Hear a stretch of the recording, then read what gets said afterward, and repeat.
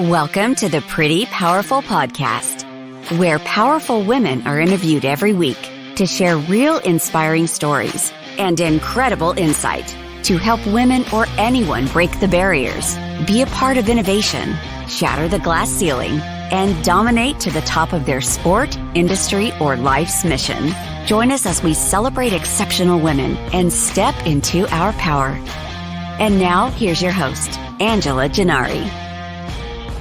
Thank you so much for joining us. This is Angela Gennari with the Pretty Powerful Podcast, and I'm sitting here today with Miss Sally Gimon. How are you, Sally?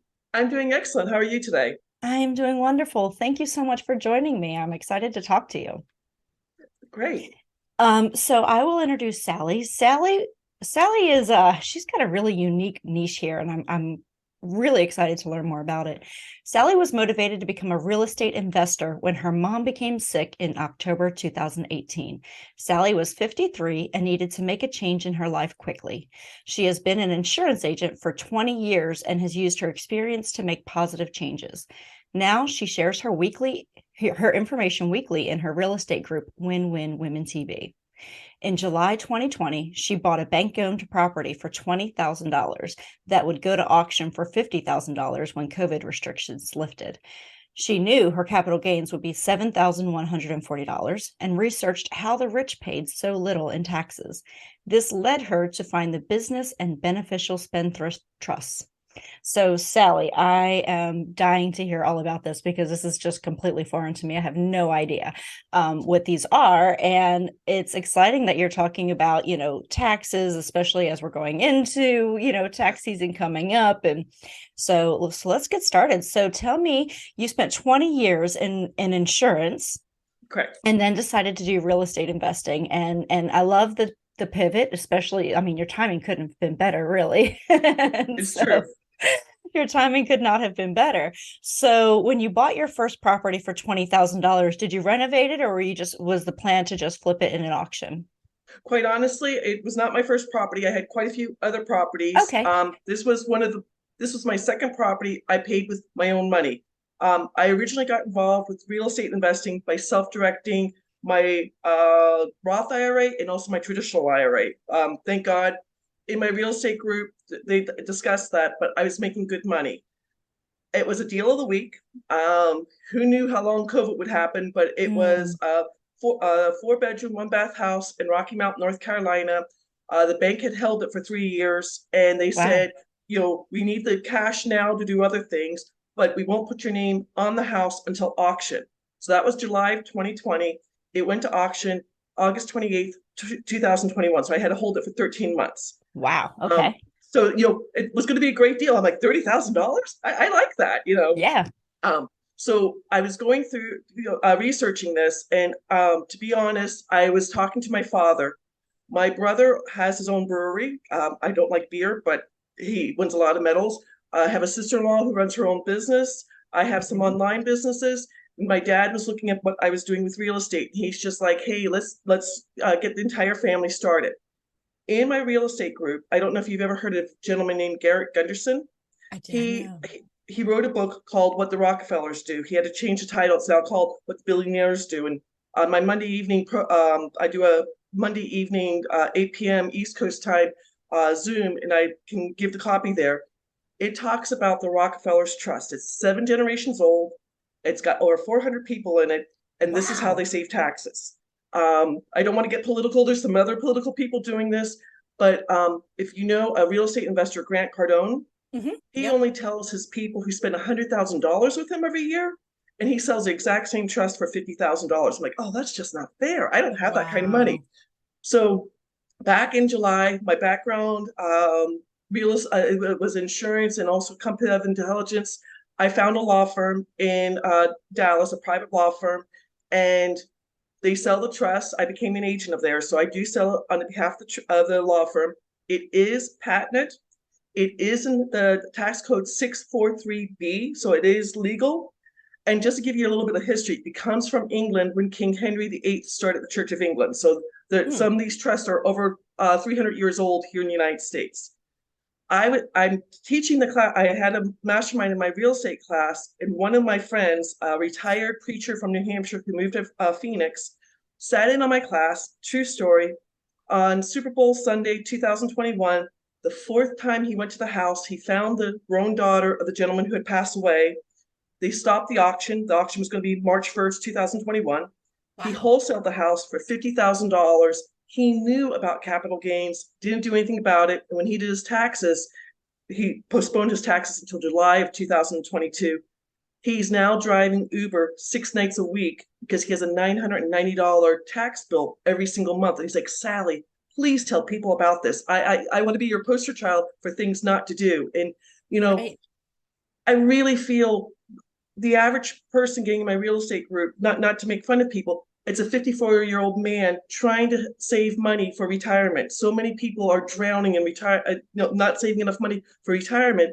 And then they're getting these crazy tax bills because no one's telling them the truth. And, you know, my goal, thank you for having me on here, Angela, is to tell people, you know, this is, yes, it costs money, but this is something to know about. Maybe not today, but maybe 2 years from now. Maybe you're going to look at this in 4 months from now. And, you know, with what I have for my family, my two brothers are in it, my two sister-in-laws are in it, and I have 7 nieces and nephews. And, you know, I'm trying all of them for Christmas. I gave them silver coins, so they now have a stake in the trust so they can start saving money. It doesn't help people who have W-2 income, but it does. The business trust helps 1099 income, and the beneficial trust helps any investor. I don't care, real estate, crypto mining, stock market, options, anything like that. So again, I'm sorry I'm talking so much, but I really think people should know this. Okay. So tell me a little bit more about this because I'm curious. So a real estate trust, because I know people can just set up a trust, right? You can set up your own trust, put your house in your trust, and that way, if anything unfortunate happens, if you pass away suddenly and you don't have a will, everything is in the trust. The trust owns everything, right? So you personally don't own anything. And I know that people have done this in the past, and it's, you know, for legal reasons, for tax reasons, for, you know, a plethora of reasons, you know, whether it's, you know, generational wealth, you know, just passing things down from generation to generation and combining resources and combining wealth. I mean, there's a lot of different aspects of having a trust that makes sense. So these trusts are something that you buy into, and it's a bigger trust. It's not a family trust. Is that what I'm getting? What you're discussing, exactly what my parents had. And if you watch PBS, Susie Orman talks about this. 97% of the trusts out there are what's just avoid going to court or probate. Right. When the person passes away, like my dad passed away November 2021. When I do his 2022 taxes, that trust ends. I have to divide all the money up between my two brothers and I. I get one more share of the stock because we can't do it equally. They're like, that's not fair. I'm like, you need to deal with everything. But that's what 97% of the trusts are out there. This trust, again, is based, you know, I keep going back to the Rockefellers. Nelson Rockefeller's famous quote, own nothing, control everything. So my trust owns my car.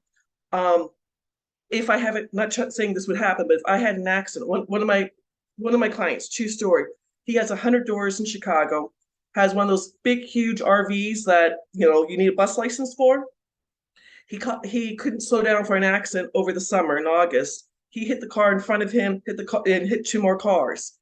You know, his trust owns the RV. He had, I guess, car insurance, RV insurance. He paid for the property damage, and the woman he hit who got squished, she's like, I'm going to sue you for everything you have. These two trusts, the business trust and the beneficial trust, number one, saves you on federal taxes. Mm-hmm. Number two, saves your information, keeps it completely private so nobody knows what you're up to. And number three, keeps you from being sued. Mm-hmm. His trust paid for the property, but they could not go after his 100 doors in Chicago. I mean, not to make fun of Patrick, but he's worth quite a bit of money. And, you know, he's just like, if I didn't have what he had, what you're talking about, he had a family trust or a regular trust, they would be able to find, if he had a good lawyer, go after the LLCs and go after what was in the LLCs. The trust I'm talking about, the Spendthrift Trust, does not own any LLCs. I gave up 4 different LLCs and put all my property in there. It's the more I use it, the more money I save. And, you know, I'm not trying to rip off the federal government at all. I served in the Peace Corps for 2 years. My brother was a federal employee for 20 years. But the first page of the tax code says it's up to every individual to figure out their own taxes. Right. If Grant Cardone can get away with it, if the Rockefellers can get away with it, why can't you and I also take part in this too? Right. Yeah, it's I always have this discussion with my accountant every year, because I always, when he tells me how much I have to owe in taxes, because of my business, I'm like, why do I have to owe so much in taxes? Amazon is not paying this much in taxes, and neither is Apple. Just to give you an idea, my brother's brewery, at the same time that he was opening up the brewery, you talked about Amazon, I'm going to get in trouble for talking about this, but BMW was going between North Carolina and South Carolina, fighting with both states, and to get the best tax rates, get the free land, get this. And he's like, how come I'm not getting the breaks that BMW gets? And I'm like, because you're a small, I don't want to say small brewery. He makes a lot of money, but there's different echelons for different levels. And I'm trying to equal the playing field for people to find out. Again, this is more information. If people want to go forward, they can always reach out to me, but just letting me get the word out to people, because with it being tax season, with the beneficial trust, it's going to defer capital gains, short-term and long-term. It's going to defer interest income, dividend income, your rent roll taxes, and royalties. One of my clients is an artist who sells NFTs online. I didn't know there was so much money in it, but she's selling artwork for $1,000 a piece, and she's like, "You're going to save me so much money on my 2022 taxes now. Thank you." Yeah, absolutely. So what is the difference? You mentioned one is for 1099 and one is for business or personal, or tell me the difference between the two. The business trust is for 1099 income. I have 3 online businesses I work with. And then the beneficial trust is for any investment. So I don't care if it's real estate, if you wholesale it, if you fix and flip it, if you hold it for short term or long term. Crypto mining, if you have crypto coins, you get charged moving your crypto coins from your wallet to your from your wallet onto, let's say, Coinbase. Or if you want to sell coins, I took a course, and my instructor, he told me the story. And now I talked in front of his group 3 times. He got involved with crypto back in 2012. In 2016, he sold 3 of his crypto coins and bought a nice house in New Jersey with a pool. At the time, his kids were 7 and 5. They bought it in June, had a great summer in the pool. He said the worst conversation was he had to sit down in April afterwards and tell his 2 sons, we have to sell the house to pay capital gains. And the 7-year-old says, "Daddy, why do you hate me so much?" And he's just like, "Oh," and he's like, and no offense to Paul, Paul's like, "No one told me when I bought crypto at 600 and I sold it at $4,000, how much, the capital gains on that would be." And he sold, several coins to do that. And, I'm not, most people don't know about this. And the people who I talk to, I do a lot of Zooms, and like, oh, like somebody yesterday, she started real estate investing in 2014, and it took her 7 years to pay off her capital. She sold a piece of property for $20,000. She thought she was wonderful. It took her 7 years to pay off that property. And she's like, "I stopped investing in real estate till I paid it off." And she goes, "I lost so much time doing this." So again, this is why I want to talk to as many people as possible. Yeah, I agree. And it's something that I think people just need to be more aware of, is, the benefits of having a trust in your name, or in your family name, or whatever it is. So is that with a regular trust, you're saying a regular trust, a family trust, expires when when you die? Correct. What 97% of the trusts out there are what is called revocable individual trusts. My mom and dad had, both of them were the trustees. My mom died first. My dad died second. With the trust I talk about, the full name is a big mouthful, so I have to apologize. It's irrevocable. It goes from generation to generation. It's complex. It can hold money from month to month, year to year, decade to decade. It's discretionary. Whoever is the trustee can make the rules. Non-grantor, if you decide to set up a trust, you're going to either choose somebody or use the law firm I work with. They're going to sign up for the trust. You'll need their social security number, and then they'll sign away. When I set up the two business and the beneficial trust, I used a family friend, Roy. He was 87 years old, knew me before I was born. Shouldn't have used him. He had to sign his name 17 times, and he had arthritis of the hand. And Oh, he's like, geez. "This is I'm like, I am so sorry, Roy." And it got worse and worse. But he knows what the name is, but he has no idea what's put into the trust. And then spendthrift. The Supreme Court has gone. It's gone in front of the Supreme Court twice to say a spendthrift trust can enter any legal entity at any time. I mean, this is contract law, which is, once you have a contract, it can't be broken. What you have with your LLC, your S Corp, your C Corp, that's statutory law that can be changed at any time. So again, this is a vault that things can't happen in. And, personally, what I go through on Monday nights, I'm not trying to say I'm wonderful, but I've saved over $60,000 in capital gains in 18 months just doing the real estate I'm doing. And I'm not huge. I wholesale houses. So yeah. Wow. Interesting. Okay.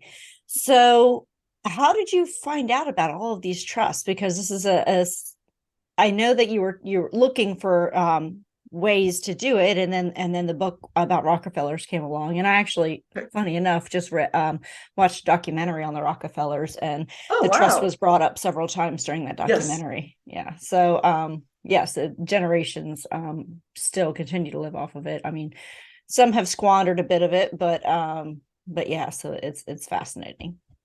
Well, I'm just you're in Atlanta. I don't know if you get the commercials for the Biltmore estate, this beautiful estate. That is the Vanderbilt estate. Anderson Cooper, who's on CNN. Right. His family lost all their money, but we keep joking, we're going to have Christmas at the Biltmore estate one year. So because it's beautiful commercials. But this is exactly, the Rockefellers keep this very secret. I don't mean to throw Grant Cardone under a bus. I was researching things. One of the books I read, please don't go down this rabbit hole, but The Creature from Jekyll Island. I don't know if you've ever heard of that book. No. Being in Georgia, Jekyll Island. Yeah, I'm familiar with Jekyll. Yeah. Okay. It's how the Federal Reserve was set up. Oh, it's interesting. Federal Reserve is a very quasi-secretive situation. And I found a video where Grant Cardone does mention that he doesn't tell people about the trust. That, let's say you're looking at a property in Atlanta and you're only going to make 4% on it. And you're like, that's really skinny for me. It's not enough rate of return on the investment. He knows if he goes in and, against you, he knows he's going to make over 27% rate of return on the investment. So he can do more real estate than you can if you don't know this. I'm like, that's not fair. Yeah. One of my favorite books, since we talk about books, it's an old book by Wallace D. Wattles, The Science of Getting Rich. His entire philosophy is there's plenty out there. You do what you do, I do what I do, but everyone should help everyone. And that's one of the reasons I wanted to get on your podcast, Angela, just to tell people here's a way to save some money. One of my friends from he's living up in Ohio. Both his parents died during COVID, unfortunately. Wow. He inherited their stock portfolio, and he's just like, wow, I didn't know my dad had so many shares. And he got hit with a huge tax bill for 2021 because he wasn't aware that when he takes the dividends from the stock portfolio, he had to pay this. And he's just like, I need this trust. And it's weird things like that people don't find out until it's too late. And then once you do pay for the trust, you never have to worry about that again. When you do sign up for the trust, we have a team to help you set everything up, and then we have CPAs. You can work with them, or they will teach your CPA on how to do things. And again, I just want to get word out there because tax season is coming, and friends of mine from college, I knew Roger in college. They had a house they bought the house in Tampa Bay back in, let's say, 2001. Yeah. They sold the house. He got transferred up to Ohio. When you sell a house, usually you don't have to worry about things because when you're a couple, you can defer $500,000 in capital gains. Right. They bought a house for $130,000 and sold it for $1.2 million. Wow. Beautiful. It's right on the water. It's beautiful. And he's just like, we can't do, there's a 1031 exchange, but he had to, find another house in Columbus. He's like, I don't need a mansion with 20 rooms. I just, it's they don't have any kids. They have 2 dogs, and they're like, we need, an office space and things like this. So that's one of the reasons they got the trust, because there was too much money. I don't know if the real estate market's still that hot, but they Right. sold it at a great time. So yes. Wow, that's fascinating. Well, tell me, you talk about this circle of wealth, this 5 steps to do for the circle of wealth. So tell me what that is. This is something I just started to work with. I've got my North Carolina nonprofit. I'm waiting to get my federal nonprofit. We were talking about when everything shut down for COVID.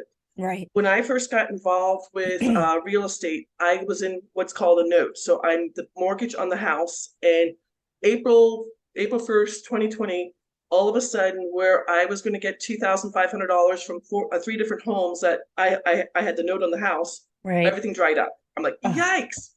So a friend of mine, because I don't want to throw her under the bus, but Veronica said, I'm involved with, I don't know if you remember the fires of 2016 and Christmas fires of 2016 in Tennessee. Dolly Parton was giving right. $1,500 to people. Right. There's an IRS code to help people. I gift you $15,000. You don't have to report it. I don't have to report it. Right. So what we got involved with was a $100 board, and many people weren't interested in it. Veronica came to me back in July and said, I've got a $10 board. And, I'm not saying you have to do this, but when you do go out to learn with Sally Marie, there's a circle of wealth, and it's $10. You gift somebody else, because I've got my 3 recruits. And then you only have to do 1 gift of $10, 3 recruits, and it walks you through. The first board, when you get done with the 4 levels, you're at $7,500 tax-free in your pocket or in your bank account. And then on the second board, when you go through, because it puts a 0 at the end, you'll have over 72,000. It is life-changing. One of the statistics I use, 2 statistics I use, 80% of Americans have more than $90,000 in debt and aren't saving 10% for retirement. And what I'm passionate about, 42% of working women in the United States have no access to a 401k. Their job doesn't offer it, or they can't do anything. So everyone says, "Oh, put money away in your 401k," but if you don't have access, you can't even do it. So Right. with the Circle of Wealth, it's what I've used. I literally, when my mom got sick, I started investing in real estate. I graduated with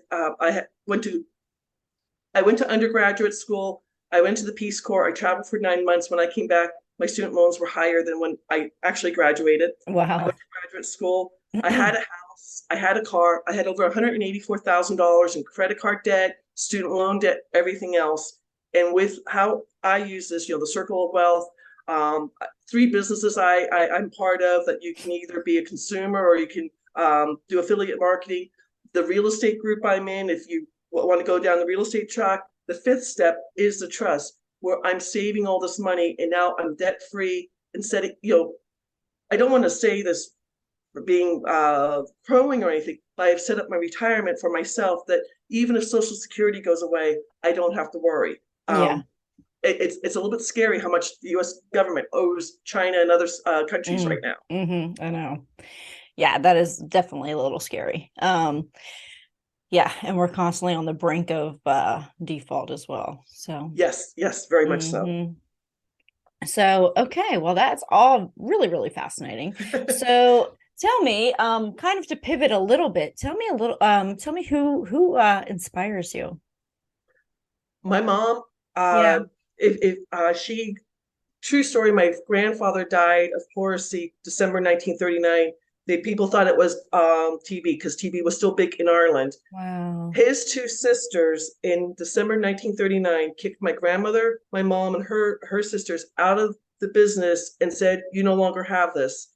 She grew Wow. up extremely poor. I'm not trying to make fun of her, but she was food insecure, if that makes sense. Mhm. So she went to London at age 16, never saw electricity until she got to London. She was working her way around the Wow. world and ended up in Bethel, Alaska, trying to get to Australia. She wanted to work with the outback doctors. She met my dad and sent a letter home to Ireland. My my auntie Ethna had to take two buses to St. Mary's College in Belfast because they didn't Yeah. know where Bethel, Alaska was. Nobody knows where that is. Right. And the next letter that came home said, "I'm getting married," and they're like, "Who is this?" And they were married for 57 years, but Wow. I don't know if you know the PBS show, The Call of the Midwife. Oh, right. That was my mom 10 years later, like when they had the 1996 Olympics in East End, London. She's like, "Oh, this is where," she was a midwife who delivered babies after a woman had a if the pregnancy went well at the hospital, the babies were delivered at home. And so she was all excited, like, "I'm going to show you East End, London." And they had torn everything down. And she's like, "Oh, it's all different." I'm like, "Mom, it's been 40 years, give it Yeah. up."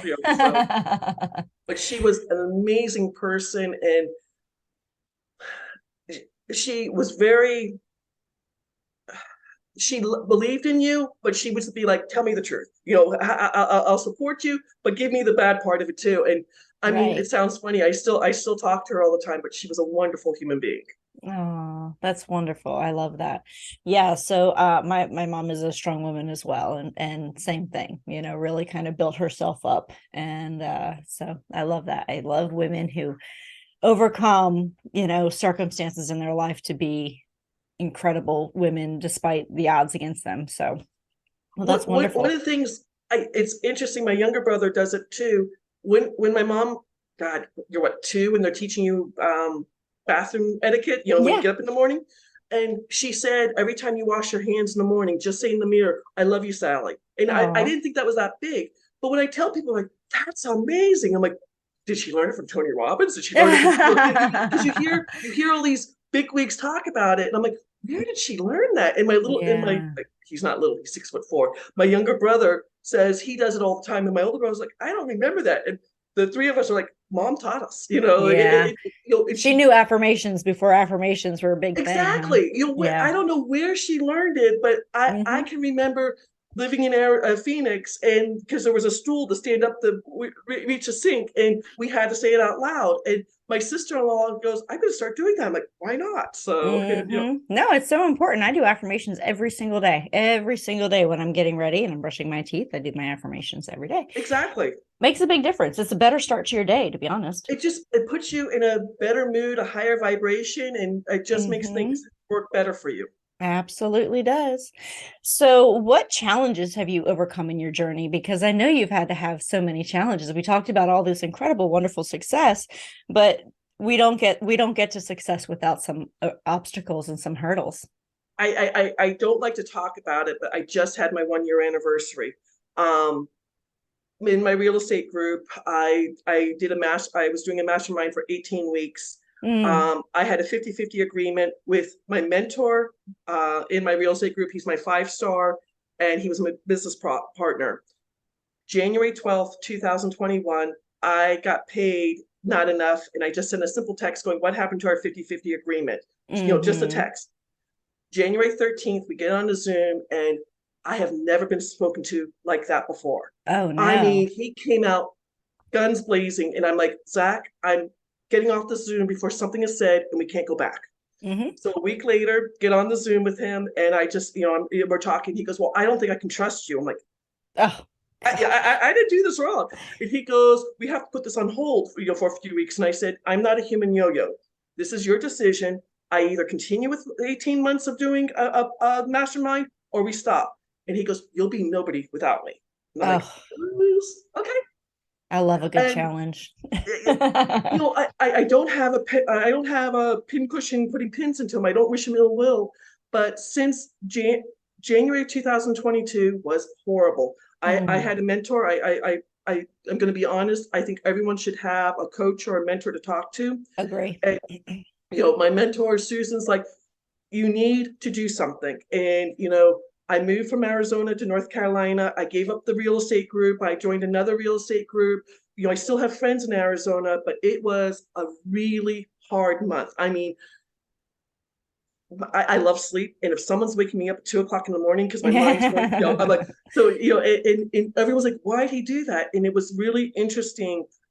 I don't know if he was challenged by being by a woman, but I had 7 different people reach out to me in January, February, and March just saying, hey, this happened to me. I'm like, you go your way, I'll go my way. And I've done 8 real estate deals since February of 2022, which is more than Wow. I've in 1 year, more than That's I've ever done incredible. before. Mm-hmm. I'm I'm talking on podcasts. I've just got a business. I'm working with one of the largest business brokers. This is something I want to talk about. Capital gains when you sell your business. I don't care if it's a pizzeria, if it's a car wash. Do you know Schwann's Home Delivery? Those yellow trucks with frozen food. Oh, right. Yeah. Mm-hmm.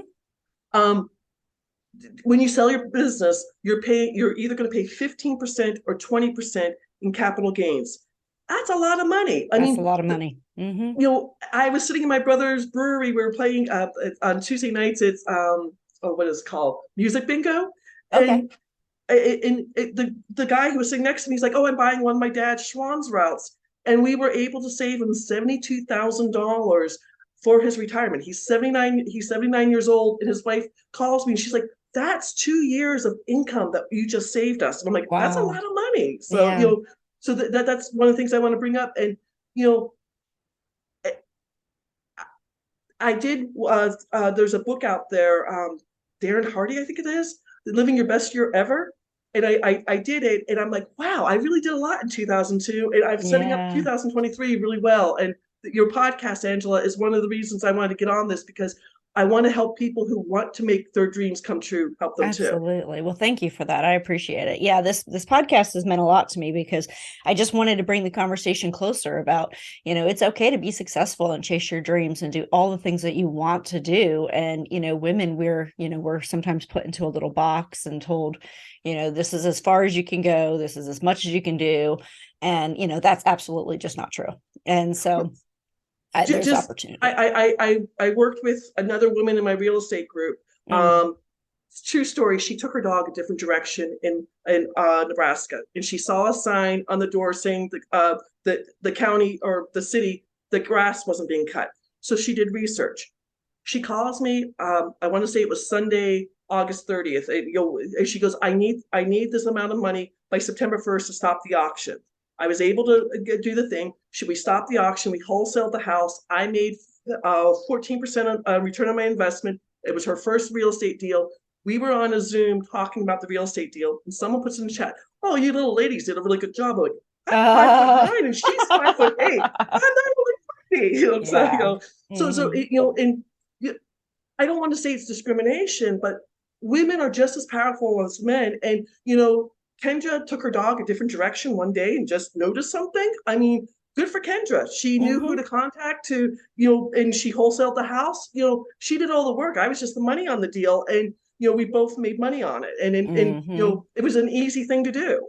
Absolutely. Yeah, no, I think women, given the proper resources and information, can do incredible things, because I don't think anyone on the planet has more tenacity than a woman. So, I agree. Give us a challenge and we will happily rise to meet it. But yeah, we just have to be given the right resources and information, which is where the podcast came from.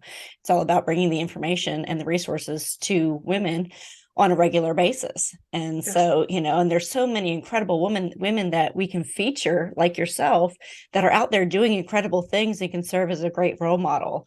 And, you have information that people, it can help to inspire, it can help to motivate, it can help to, give them the information and resources that they may not find in their day-to-day lives. So exactly. And that's the whole thing. Get the right information. I mean, you're doing a podcast, and maybe someone's going to be driving somewhere, or maybe someone's going to be doing dishes, and something just clicks it for them. Yep. I hate to use statistics like this, but if someone made an extra $250 a month, they could stop bankruptcy. That's such a small thing. I mean, go work part-time someplace and get a part-time job just to get out of a rut. And I don't know about for you, Angela, but I have a lot of friends who lost hope during COVID. And I want, if I can just light a candle or light a little bit of hope in someone to help them get out of where they are. I was just on a meeting yesterday, and the statistic they used for how much suicide has gone up in the last 2 years, that's so sad. I mean, it's pathetic.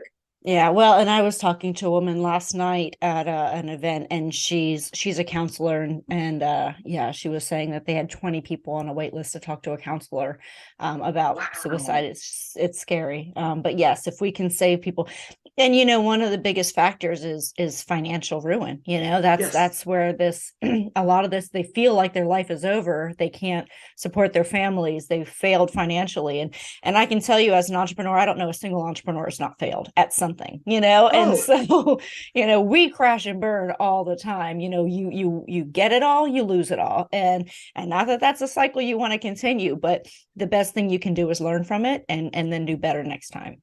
exactly. And, no, I wouldn't call it failure. You're learning from things that happen so you can Sure. be more improved. And, I can tell you, I've been involved in 22 different real estate deals, and three of them went negative. Yeah. And I'll be honest. I'll show people numbers because the three that went negative, I know exactly what I did wrong, and Right. I've learned from Hmm. those mistakes. And Yeah. 19 of them, I've made some great money. So I'm doing okay. Yeah. Well, and that's important, like not every one of my businesses, I've owned several businesses. Not all of them have been home run, but I'll tell you what, the ones that were not, there's so much lesson that was learned from them that it enabled the future businesses to be successful. And without those failures, I probably wouldn't be where I am today. So I think there's just so much that you can learn from failure and from having those obstacles in your way. But again, just like the gentleman that you were talking about, you learn and you do better. And I find that to be a challenge, fuel to my fire. So when somebody tells me I can't do something, it's like, watch me. I'm gonna do it. When the video when we were having the Zoom, it was a snow day, and Mm, I moved to North Carolina. I'm living with my brother and sister-in-law. Just let you know, hmm. beautiful house, but and my nephew was listening to it. And he goes, "Does Zach know what he just did?" I'm like, What are you saying, Aiden?" He's like, "He's got to watch out. You're gonna," and I'm like, "Thank you for having trust in me." So Yeah. if my nephew has trust in me, my I think that's important. My family loves me. I love them. Mm. You need to have people in your corner. And Aiden's just like, Yes. oh, he started a bad thing. Good. That's awesome. So, that kind of leads me down into my next question. So, as women, we often give our power away, whether we're giving credit to someone else or we're allowing someone to take something from us, whether it be confidence or, they criticize us and we take it and we don't defend ourselves. So, tell me about a time that you gave your power away, because it sounds like in that situation you did a great job of stepping into your power. You said, "Hey, you know what? This is where I'm not comfortable, and I'm not going to tolerate it." And that's amazing. That's what we should be doing, right? But tell me about a time that you gave your power away. um, I don't know if you know that I have amblyopia, which is kind of called a lazy eye. I'm legally blind in my left eye. When Mm, I was a kid, I had to wear a patch in my right eye up until I was 6. This is true story. That we were in Pittsburgh, we're standing in line, and a kid was making fun of me because I was wearing a patch. And my older brother, he's 2 years older than I am, and God help me, I was taller than him at 6. He turned around and goes, "She's playing pirate, and you don't have any sense of adventure." And I'm like, "Thank you." I mean, yeah, because this kid's making fun of you, and I'm like wilting. I can literally feel myself wilting standing in line. I yeah. forget who the character was, and my older brother just came to my defense. And when we got done what we were doing, and we get back to the car, I told my mom this. And my mom's like, "Of course your brother's going to take care of you." And Good. it just I was the tallest kid in my class all the way up until Mm, 7th grade. I'm 5'9", which is not that tall, but when you're 5'7" in 6th grade, you're tall. yeah. And but I got called Ronald McDonald because I have huge feet, and I'm just Mm, like, I won't fall over in a windstorm. So there, that's right. everyone has something. I mean, bullying and things like this, but you've got to have a thick skin Yeah. and just say, I don't care. Mm, Let go forward. mhm. Oh yeah. Don't regret anything. Oh yeah, I agree. And getting picked on is no fun, but it does build some. It builds a different type of confidence in you. It builds the type of confidence that says these words are not going to tear me down, right? And Exactly. yeah, so I totally agree. And being a woman in a male dominated field, I get comments all the time, and Most of the time I just brush it off. I'm like, okay, that's cute that you think that, but tomorrow I'm going to come and eat your lunch and you're going to have anything to do about it. But it's tough, because they degrade you thinking they're hurting you, but really it's just adding fuel to a fire. And it just, it's once you learn to turn that criticism and the negativity into fire for what you really want to do, then the success and the victory is all that much more sweet. Exactly. And one of the things, again, going through having a coach and everything, I forget how many thoughts we have in a day, but let's say 6,500. And one of the things I really work on, every time I have a negative thought, I have to put 2 positive thoughts to it. Just again, bring up your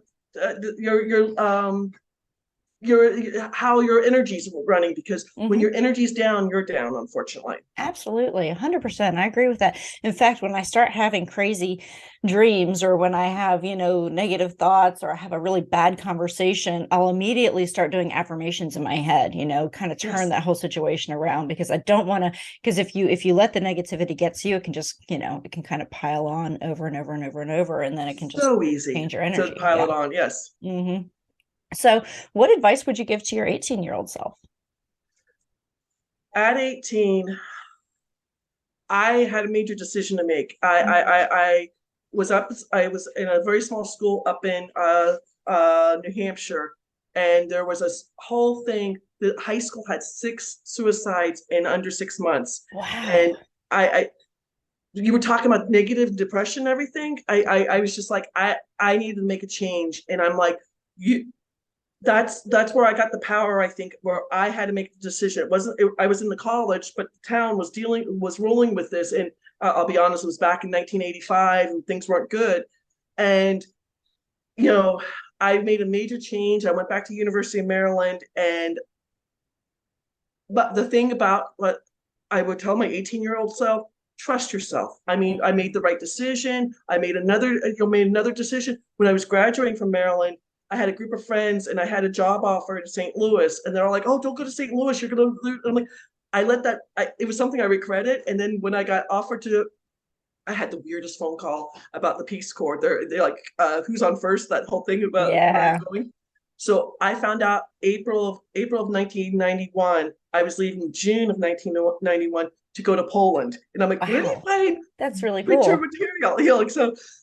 And I mean, I never looked back. From that, I've traveled the world. I got stuck in I was in Hong Kong, and I took into Macau. Didn't have a room. I slept in I've done some amazing things because I've never looked back and regretted anything. So just do it. Good for you. And I have to say, I am also Maryland alumni, so go Terps. Oh, really? Did you live on campus, or did you? I did not. I lived off campus. I transferred in from Pitt. I've transferred in from Pitt because I wanted to. Maryland at the time had one of the best criminal psychology programs, and that's what I was studying. And so I transferred in, but I was determined to be on the dean's list. So I lived off campus in Bowie, Maryland for the 2 years that I went to Maryland, and I graduated on the dean's list. So, and then nobody ever asked me for my grades, so it doesn't matter. I was a resident assistant, the 3 of us, we're all 2 years apart, but my younger brother's 3 years behind us in school. So I was a resident assistant at Elkton Hall. It was a female dorm, and some of the stuff you run into, the 17 and 18-year-olds who come to the school, because for me, it was great that I went to a very small school my freshman year, because it taught me what I needed to do. But true story, we went back to school, a week early to train us, and they were talking about racial conflict. I'm like, there's no such thing. My floor just blew up, and the biggest racial thing I ever did. No. And my best friend who married my college roommate who married my best friend from high school, she's Asian American. And someone came into the room and said, "I'll never be friends with anyone who's not white." And Nancy comes off the stairwell and goes, "Hey, you ready for lunch?" I'm like, "Go, I have to deal with this." And I'm like, "Who are you? Who taught you this?" It was eye-opening because I had never been part of it. And going back to my mom, she was always, everyone's created equal. You don't know what they think about. And I mean, you see it now more blatant, I think, but you're 20 years old and you're like, I've never run into this before. And it was shocking. Unfortunately. But I'm fortunate in that, when I grew up in a town where it was a very, pretty much every ethnicity was represented. I was downtown in a city. And so, I didn't grow up with the biases that a lot of people have if they have that more sheltered, I guess, youth. And so, I'm fortunate. But when I went to college, I went from big school to big school. I went from Pitt to Maryland. So, well, are you from Pennsylvania? Yeah. Because my dad is a graduate of Pitt undergrad and graduate school. Nice. And I know we're on a podcast, and I don't want to tell too many stories, but going back to when I was 5 years old, I had a lemonade stand. And if you know where Three Rivers Stadium was, it was a big park, and we lived in the townhouses there. And they wouldn't let me sell the lemonade in the townhouses because then Girl Scout cookies and everything. And I don't know how Mr. Rooney, the owner of the Steelers, found out about it. My next door neighbor was a Steeler. Oh my God, he was huge. He's 6'8". He was huge. But Mr. Rooney came to the door, knocked on the door, and he said, "I heard your daughter can't sell lemonade. Would she sell lemonade to my players?" So my grandfather, who lived in Pittsburgh, he drives over the card table, everything else it was, I guess it was spring practice, because Hurricane Agnes came up the river and it ruined my lemonade stand. Oh, geez. I made $168 in one day selling to the Pittsburgh Steelers. And wow. I made this huge, man. I mean, I'm 5 years old with pigtails and a patch, and and my older brother's there, and he's like, that's Terry Bradshaw. I'm like, stop pointing it. It was, but my mom had this little book that, it was $10 for the lemonade stand. It was so much for the 5 pounds of sugar. I had to pay this off. I bribed my brother to help me, $5 to help me. I made enough money. And I think that's where this whole becoming my own business person, everything else. And, when lemonade stand was destroyed, it was out in the shed in the backyard and everything got flooded. My mom's like, "You made enough money." I'm like, "No, I haven't." This is just the start. Exactly. That's awesome. Good for you. All right. So this has been super fun, but last question, what do you wish more people knew? I wish people had faith in themselves. If you believe in yourself, you could go so much further. And too many people let other people bring them down, and just believe in yourself. I agree. Don't let anyone else tell you what you're capable of. Only you know that. So exactly. Awesome. Well, thank you so much, Sally Gimon, for joining us today. It has been such a pleasure, and I have learned a ton, and I know that other people will be benefiting from this as well. So thank you for your time. I appreciate it. Thank you, Angela. Have a great 2023. Absolutely. So thank you guys for joining us. If you want to learn more about Sally, you can go to our website at prettypowerfulpodcast.com, and you will find all of her information there. Thank you so much for joining us today. Have an amazing day. Thank you for joining our guests on the Pretty Powerful Podcast. And we hope you've gained new insight and learned from exceptional women. Remember to subscribe or check out this and all episodes on prettypowerfulpodcast.com. Visit us next time, and until then, step into your own power.